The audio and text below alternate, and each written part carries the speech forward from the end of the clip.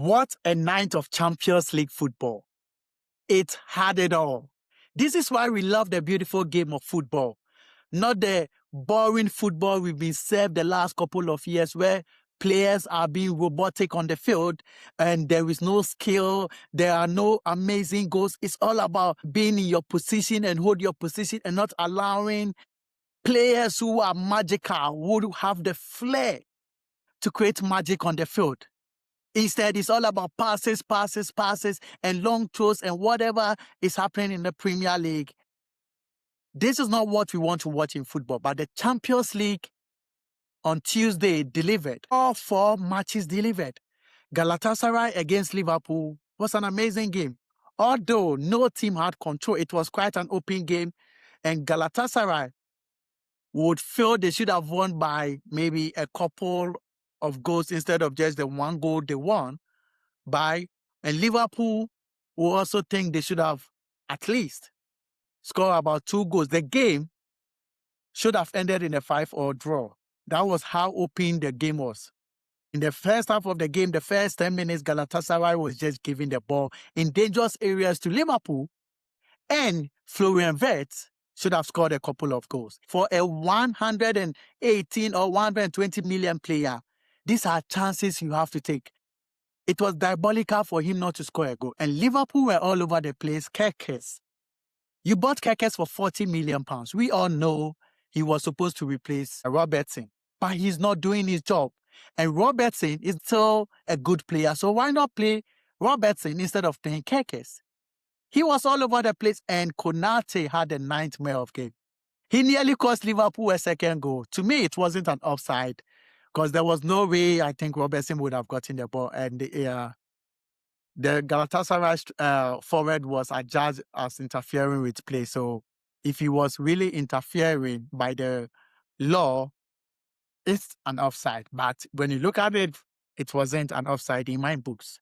So Liverpool got away with it when Osimhen scored that goal. They got away with it because, my God, Konate was atrocious. One thing I love about Champions League referees, yeah, they make mistakes, but they don't make mistakes with corners.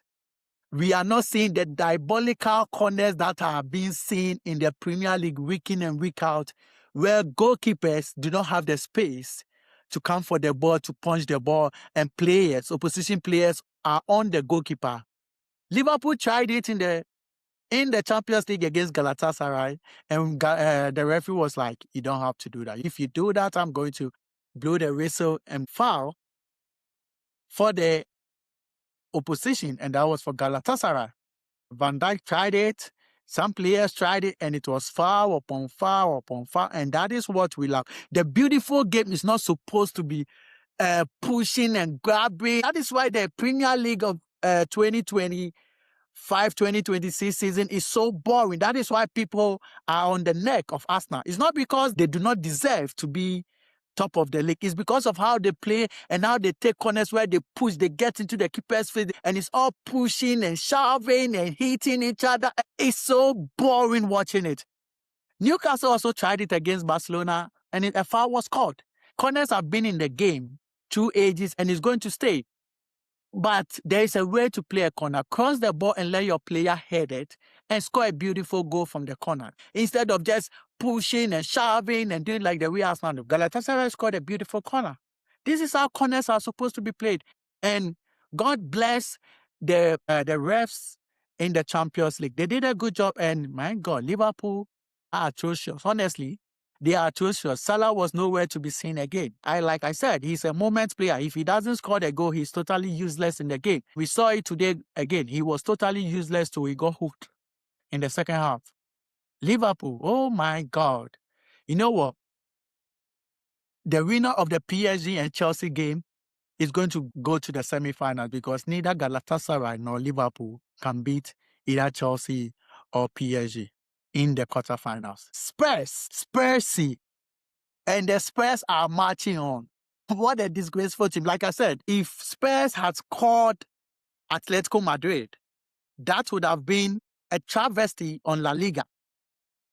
That would have dampened the reputation of La Liga, because a team battling for relegation, there was no way Spurs should have even been fought on the Champions League table because they are atrocious, but they managed to find their way there, and then they pay their price in the round of 16.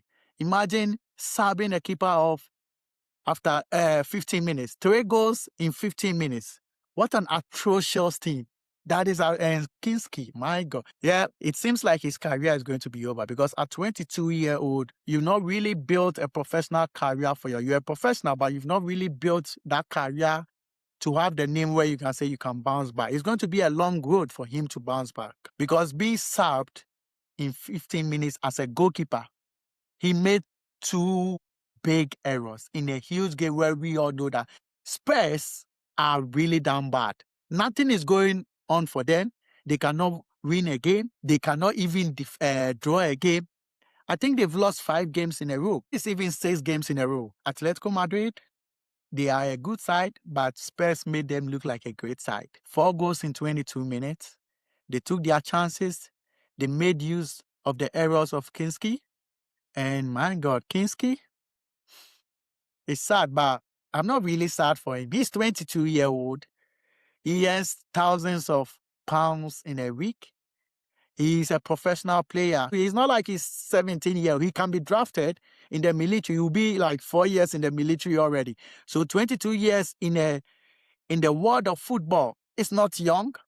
You should have an experience because now you have Lamine, a 16-year-old, breaking records and are even being mentioned in the Ballon d'Or nominees. So being 22 doesn't make you young. Yeah, I feel sorry for him a bit in the based on the human side, but then in the professional world where you know that football is an unforgiving sport, you do a mistake, you get punished. Coach should have had an arm around him and said that you'll be okay. Nah. The coach might lose his job. By the time this video comes out, I probably think to dare is to do. To do is to do. Might have already lost his job. So La Liga, you keep your reputation. You kept it because you beat Tottenham Hotspur. Barcelona against Newcastle.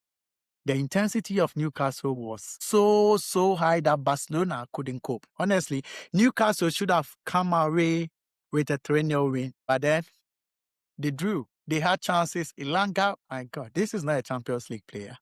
Elanga is probably somewhere mid-table team player. His level is Nottingham Forest. Newcastle is far-fetched for Elanga, and they had the chances. They didn't even play their best player in Anthony Gordon, which speaks volume. And Barcelona's defense, my God, they have midfield and attack, but their defense and their high line is crazy. They are going to get cooked if they meet a good team, just like Chelsea cooked them the last time around, because they cannot defend and they play a high line. And if you're an intelligent forward, you'll be able to break Barcelona's high line. Barcelona didn't deserve the draw, but we all know what will happen at the Camp Nou. Barcelona is going to beat Newcastle. They are going to lose by probably 3 to 4 goals to 1. It was a good draw for Barcelona, but for Newcastle, it wasn't.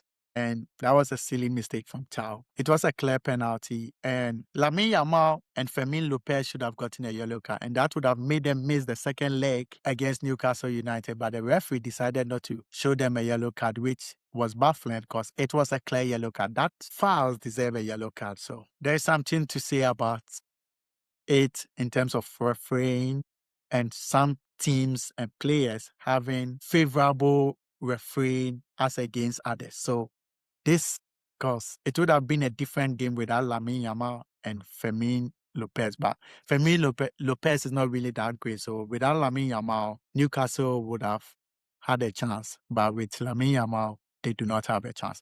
Bayern Munich, Atlanta, as you know, Bayern Munich is the team to beat in the Champions League.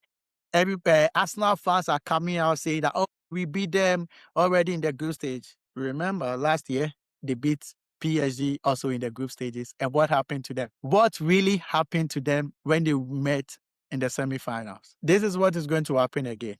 If they meet in the finals, which is likely, except only if Chelsea is able to beat Bayern Munich. Bayern Munich is winning the trophy because there's no way Arsenal is going to beat them. And like I said, the winner is going to come from the group, the half of Bayern Munich, Chelsea, Real Madrid, Man City.